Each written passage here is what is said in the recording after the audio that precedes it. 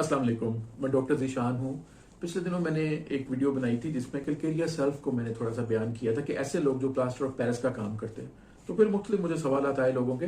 तो उसमें एक दो चीज़ें जो पूछी गई कि मतलब जहाँ पर मार्बल को क्रैश किया जाता है या जहाँ पर पत्थर वगैरह तोड़े जाते हैं, वहाँ पर भी एक डस्ट उड़ती है। तो अक्सर लोग उस डस्ट की वजह से उनको टीबी हो जाती है। तो जब वो डॉक्टर के पास जाते हैं तो ट्यूबरकुलिन में फंसे रहते हैं डॉक्टर।